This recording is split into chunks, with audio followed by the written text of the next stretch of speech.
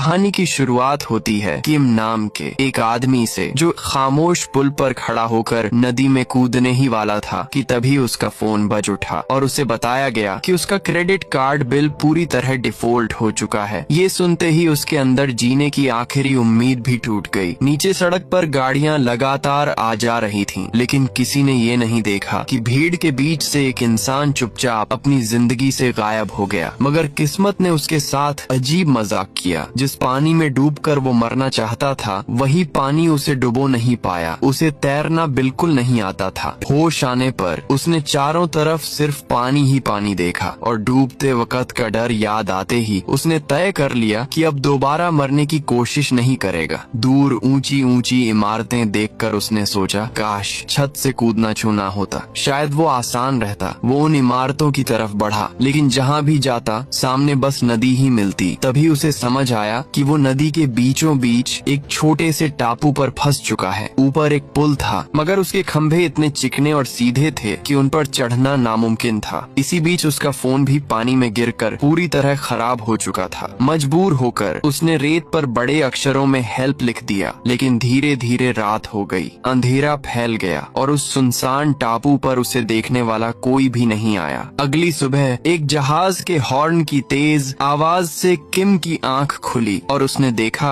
कि सामने से सैर कराने वाला एक बड़ा सा जहाज गुजर रहा है। ये देखते ही उसकी खुशी का ठिकाना नहीं रहा। उसने जल्दी जल्दी खुद को थोड़ा संभाला ताकि बहुत ज्यादा बेहाल और गंदा ना लगे। फिर चेहरे पर बड़ी सी मुस्कान लाकर दोनों हाथ फैलाए और पूरी ताकत से मदद के लिए चिल्लाने लगा। लेकिन जहाज पर खड़े लोगों को लगा कि वो बस उन्हें हेलो कह रहा है। उन्होंने भी मुस्कुराकर हाथ हिला दिए और जहाज आगे बढ़ता चला गया। किम को तुरंत समझ आ गया कि मामला बिगड़ चुका है। उसने अपने चेहरे के हाव भाव बदले, चीखने की कोशिश की, मगर तब तक जहाज बहुत दूर निकल चुका था। उसके बाद काफी देर तक कोई दूसरा जहाज भी नहीं आया और धीरे धीरे उसके अंदर की सारी उम्मीद टूटने लगी। हार मानकर उसने सोचा, जब यहाँ से निकलने का कोई रास्ता नहीं है तो क्यों ना यहीं फांसी लगाकर सब खत्म कर दिया जाए। जैसे ही उसने गले में फंदा डाला, अचानक उसके पेट में तेज मरोड़ उठी। दरअसल देर तक पानी में भीगे रहने की वजह से उसका पेट खराब हो गया था। मजबूर होकर वो झाड़ियों में पेट खाली करने बैठा तो उसकी नजर जमीन पर उगे कुछ फूलों पर पड़ी। उसने एक फूल तोड़कर मुंह में रखा और हैरान रह गया, क्योंकि वो बहुत मीठा था, बिल्कुल बचपन के स्वाद जैसा। उस पल उसे एहसास हुआ कि यादें इंसान को पीछे जरूर ले जाती हैं, लेकिन बीता हुआ वक्त कभी वापस नहीं आता। थोड़ी देर रोने के बाद उसका दिमाग धीरे धीरे शांत होने लगा और सोच साफ होने लगी। नदी का पानी बेहद गंदा था, लेकिन जब मौत का डर ही खत्म हो चुका हो तो उसे पीने में हर्ज ही क्या था। उसने वही पानी पी लिया। जमीन पर उगे मशरूम जहरीले हैं या नहीं उसे पता नहीं था, मगर अब डरने को बचा ही क्या था, इसलिए उसने उन्हें भी खा लिया। रात को उसने जेब से भारी भरकम बिल वाला अपना क्रेडिट कार्ड निकाला और सोचा, जब मरना ही तय है तो पैसा चुकाने की चिंता किस बात की। उसने पैंट उतारी और दूर दिख रहे शहर की तरफ मन की सारी भड़ास निकाल दी। आखिर वो मरने ही वाला था, अब किसी को क्या फर्क पड़ता। अगले दिन उसे ऐसी राहत महसूस हुई जैसी उसने पहले कभी नहीं की थी। उसने रेत पर लिखा हेल्प मिटा दिया और उसकी जगह हेलो लिख दिया। टापू पर काम की चीजें ढूंढते ढूंढते उसे एक पुरानी बत्तख वाली नाव मिल गई और जो आदमी जिंदगी भर अपना घर नहीं खरीद पाया था, आज उसके पास अपना घर था। कुछ दिन लगातार मशरूम खाकर उसका मन ऊब गया तो उसने सोचा, अब कुछ नॉनवेज खाया जाए। वहाँ पड़ी बोरियों से उसने मछली पकड़ने का जाल बनाना शुरू किया। किम सियोंग गुन ने कई बार जाल फेंका, लेकिन एक भी मछली हाथ नहीं लगी। तब उसके दिमाग में ख्याल आया कि क्यों ना कांटे से मछली मारी जाए। उसने पूरी ताकत से कांटे से वार किया, लेकिन मछली तो नहीं फंसी। उल्टा कांटा उसकी अपनी ही टांग के पास रेत में जा धंसा। गनीमत थी कि वो लंगड़ा होने से बाल बाल बच गया। हार मानकर उसने जंगली बत्तखों को पकड़ने की कोशिश की, मगर वहाँ भी कुछ हाथ नहीं लगा। आखिर उसकी नजर उन चिड़ियों के अंडों पर पड़ी जो अपनी जगह से हिल भी नहीं सकते थे। वो जोर से चिल्लाया और पेड़ पर झपट पड़ा, लेकिन पेड़ पर चढ़ना इतना मुश्किल निकला कि उसकी पैंट तक घिस गई और ऊपर जाने की बजाय वो 10 सेंटीमीटर और नीचे खिसक आया। तब उसे एहसास हुआ कि जो इंसान शहर में निकम्मा था वो यहाँ भी निकम्मा ही है और शायद उसकी किस्मत में बस मशरूम खाना ही लिखा है। एक दिन उसे रेत में कपड़े धोने वाला साबुन की एक बोतल मिल गई और उसने सोचा चलो इसी बहाने कम से कम बाल तो अच्छे से धो लिए जाए। वो अभी आधे बाल धोकर ही उठा था कि उसने देखा कुछ मछलियाँ पानी की सतह पर तैर रही हैं। उसे लगा शायद साबुन वाले पानी की वजह से मर गई हो, लेकिन वजह जो भी हो अब उसे फर्क नहीं पड़ता था। जरूरी बस ये था कि उसके पास खाने के लिए अब ग्रिल्ड फिश थी। मछलियों से साबुन जैसी हल्की गंध आ रही थी, फिर भी उसने उन्हें बड़े मजे से खा लिया। और इसके बाद तो जैसे अच्छी खबरों की लाइन ही लग गई, क्योंकि अगले दिन किम ने देखा कि एक जंगली मुर्गा जो रोज उसकी खाई हुई मछलियों की हड्डियां चुराकर खा जाता था, आज खुद ही जमीन पर ढेर पड़ा है। अब उसे पूरा यकीन हो गया कि साबुन वाकई जहरीला था। लेकिन फिर वही बात किम के लिए वजह मायने नहीं रखती थी। जरूरी ये था कि अब उसके सामने रोस्टेड चिकन मौजूद था। चिकन का एक बड़ा सा निवाला मुंह में डालते ही उसे एहसास हुआ कि भले ही इस टापू पर जिंदगी नीरस और बोरिंग लगती हो, लेकिन इस बोरियत के अंदर एक अजीब सी शांति छिपी हुई है। ऐसी शांति जो उसने शहर की भाग दौड़ में कभी महसूस नहीं की थी। जब उसने दौड़ते हुए वक्त कोल्सविल और टेंशन से दूरी बना ली और चारों तरफ फैली हरियाली, हवा की सरसराहट और चिड़ियों की आवाजों को महसूस किया, तो उसका मन धीरे धीरे बचपन जैसा आजाद होने लगा। अब वो खुद को थोड़ा फिट रखने के लिए कभी कभी हल्की फुल्की कसरत भी कर लिया करता था। वो जंगली फलों को जमीन पर रखकर गोल्फ खेलने लगता और जब कोई शॉट सही बैठ जाता तो खुद के लिए ताली बजाना नहीं भूलता। एक दिन फिर से एक सैर कराने वाला जहाज टापू के पास से गुजरा। किम सयोंग गुन ने अपना चश्मा उतार कर आंखें फाड़ फाड़ कर उसे देखा, लेकिन इस बार कुछ अलग हुआ। उसके कदम अपने आप पीछे हटने लगे और वो झाड़ियों में छिप गया। एक दिन उसे किनारे पर जा जजंगमयन यानी नूडल्स का एक खाली पैकेट मिला। पैकेट पर छपी फोटो देखते ही उसके मुंह में पानी आ गया।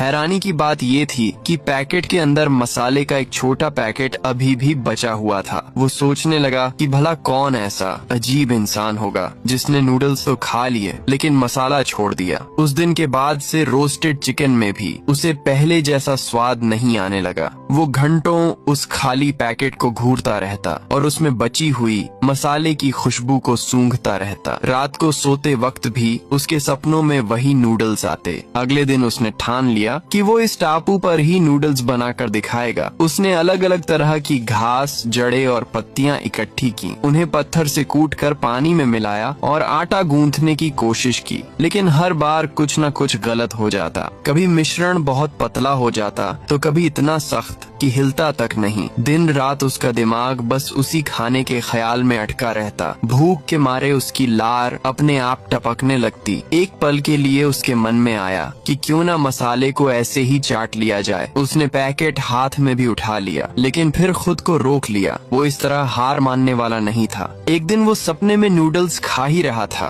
कि अचानक नाव की छत पर पत्थर गिरने जैसी तेज आवाज हुई। झटके से उसकी नींद खुल गई। उसने ऊपर देखा तो पूरी छत चिड़ियों की बीट से भरी पड़ी थी। पहले तो उसे गुस्सा आया, लेकिन अगले ही पल उसके दिमाग में एक अजीब सा ख्याल आया, ये चिड़ियाओं तो इधर उधर से अनाज और दाने खाती हैं। अगर किसी चिड़िया का पेट खराब रहा होगा तो उसकी बीट में अनाज के बीज जरूर होंगे। उसने फौरन जेब से अपना वही बेकार हो चुका क्रेडिट कार्ड निकाला और उससे सारी गंदगी खुरच खुरच कर इकट्ठा कर ली। फिर टापू के बीचों बीच एक खाली सी जगह चुनी। नाव की सीट को फावड़े की तरह पकड़कर वो पूरी ताकत से जमीन खोदने लगा। नूडल्स खाने की उसकी चाहत इतनी जबरदस्त थी कि रास्ते में आया आधे टन जैसा भारी पत्थर भी उसे रोक नहीं पाया। जब उसने बीज बो दिए तो अपने कोट से एक पुतला बना दिया ताकि कोई पक्षी उसके सपनों की फसल खराब ना कर सके। वो उस पुतले को देखकर ऐसे मुस्कुरा रहा था जैसे उसकी जिंदगी जिंदगी का सबसे बड़ा काम पूरा हो गया हो, लेकिन उसे जरा भी अंदाजा नहीं था कि उसकी हर हरकत पर दूर से एक लड़की की नजर टिकी हुई है। वो लड़की लोगों से बहुत कतराती थी और अपने कमरे से बाहर शायद ही कभी निकलती थी। उसका कमरा चारों तरफ फैले कूड़े से भरा रहता था। खिड़कियों के पर्दे हमेशा कसकर बंद रहते। जब उसकी माँ कमरे के बाहर से पूछती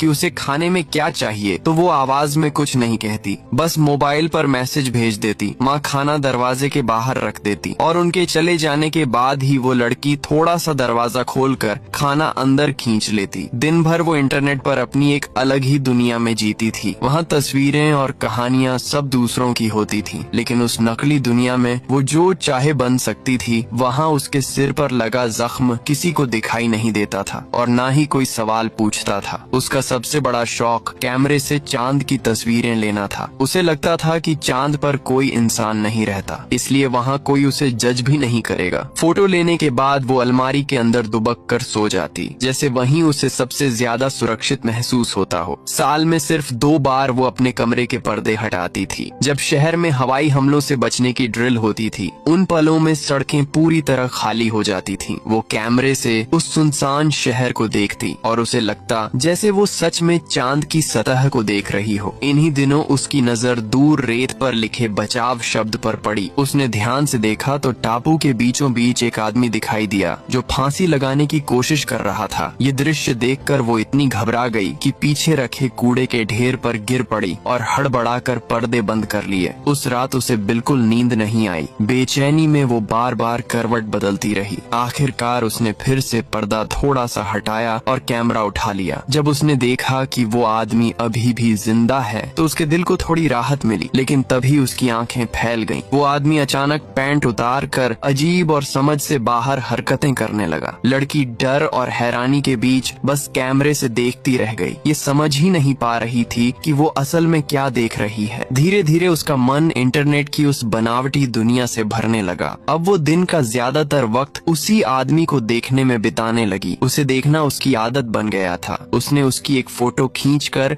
अपनी दीवार पर भी लगा ली। जब वो आदमी अपनी बत्तख वाली नाव को पानी तक खींचने के लिए अकेले जूझता रहता, तो लड़की खिड़की से उंगली आगे बढ़ाकर ऐसे नाटक करती जैसे वही उसे धक्का दे रही हो।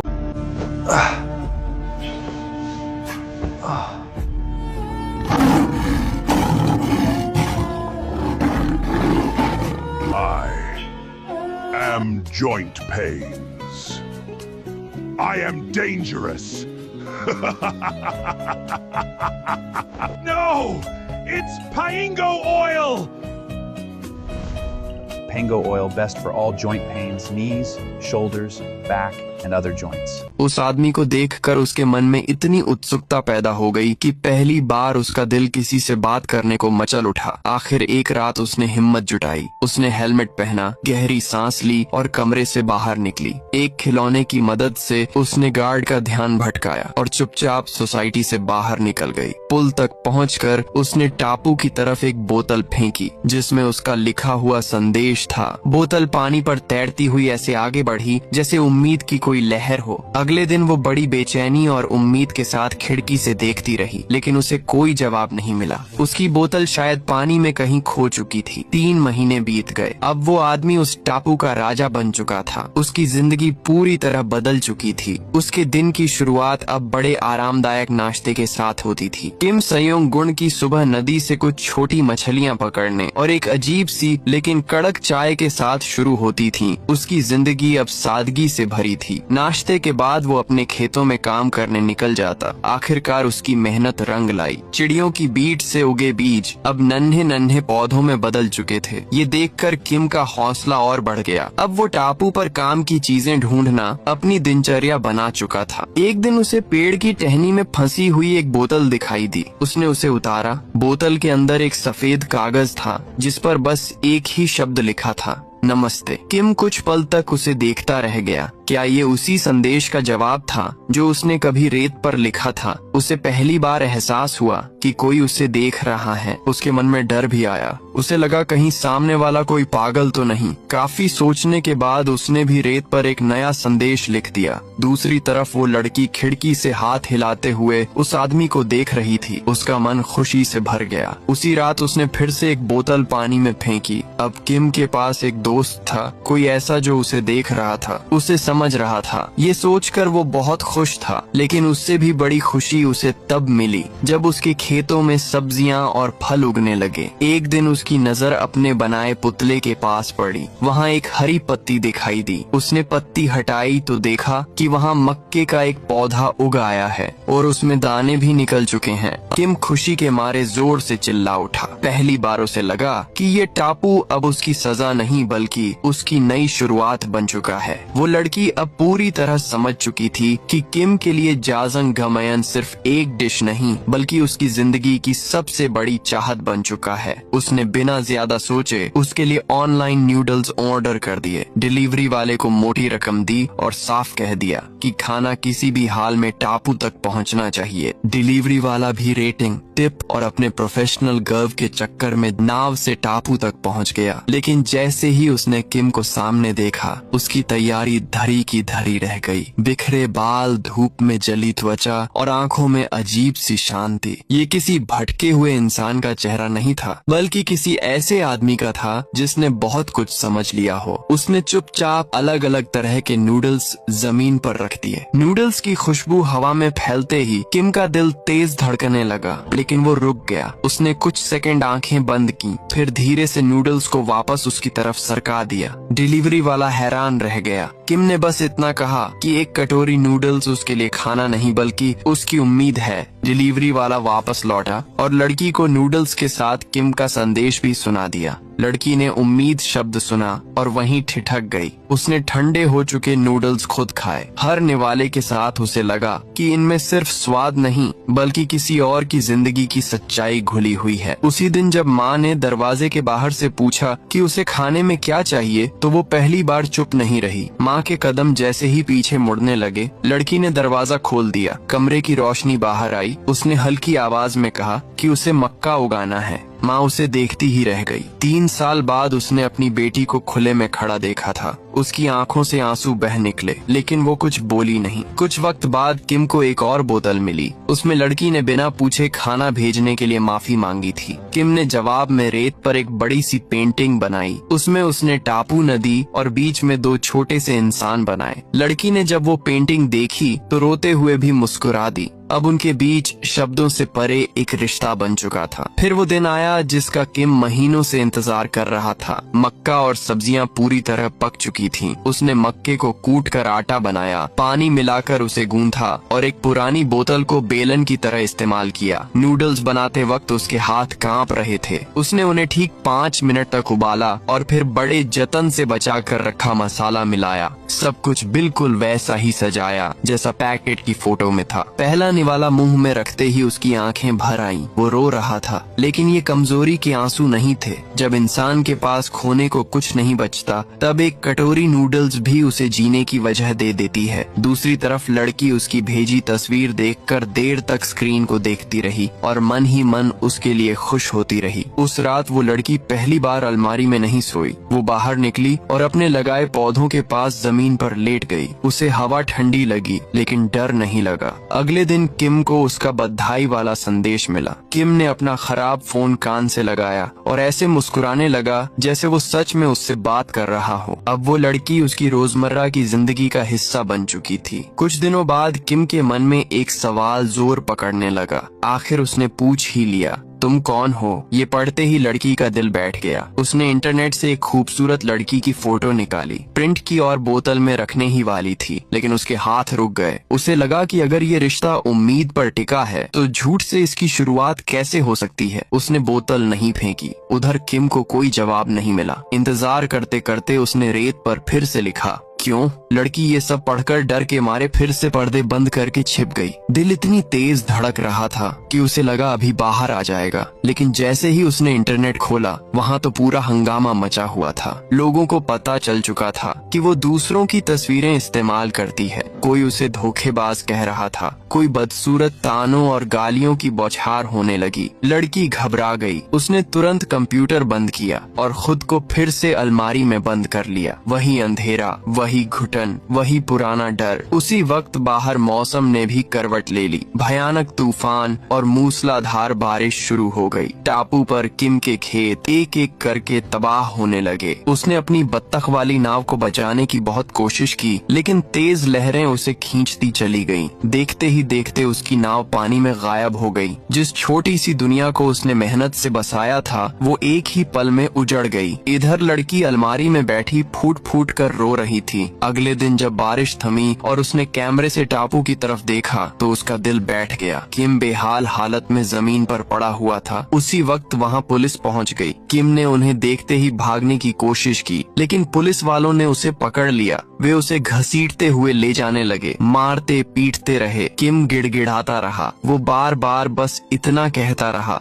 कि उसे ना ले जाए, उसे किसी के जवाब का इंतजार है, लेकिन किसी ने उसकी एक नहीं सुनी। ये सब देखकर लड़की के अंदर कुछ टूट गया। उसे ये बर्दाश्त नहीं हुआ। वो जानती थी कि किम किसका इंतजार कर रहा है। उसी पल उसने फैसला कर लिया। वो बिना डरे घर से बाहर निकली। पहली बार उसने पर्दों के पीछे छिपने की कोशिश नहीं की। धूप में दौड़ते हुए उसका चेहरा साफ दिखाई दे रहा था। सिर पर पड़ा निशान भी सबको दिख रहा था, लेकिन अब उसके मन का डर खत्म हो चुका था। पुलिस किम को सड़क किनारे छोड़ चुकी थी। हारा हुआ टूटा हुआ किम अब उसी ऊंची इमारत की तरफ चल पड़ा जहाँ से वह कभी कूदने वाला था, जैसे सब कुछ वहीं से फिर शुरू होने वाला हो। जब लड़की वहाँ पहुँची तब तक किम एक बस में बैठ चुका था। लड़की उसके पीछे भागी, पूरी ताकत से चिल्लाई, लेकिन बस धीरे धीरे दूर निकल गई। थक कर वो वहीं बैठ गई और रोने लगी। उसे लगा सब कुछ खत्म हो गया। तभी अचानक पूरे शहर में हवाई हमले का सायरन गूंज उठा। सायरन बजते ही बस रुक गई। लड़की जैसे जान में जान आ गई। वो दौड़ती हुई बस के अंदर घुसी और सीधा किम के सामने जाकर खड़ी हो गई। किम उसे देखकर कुछ बोल ही नहीं पाया। दोनों कुछ पल तक बस एक दूसरे को देखते रहे। अब वे दोनों अकेले नहीं थे। जो सुकून उन्हें अलग अलग रहकर कभी नहीं मिला, वो अब एक दूसरे के सामने खड़े होकर मिल गया था। अब आगे जिंदगी जहाँ भी ले जाए, एक बात तय थी, कम से कम अब वे अकेले नहीं होंगे। और इसी के साथ यह कहानी खत्म हो जाती है। Subscribe, please.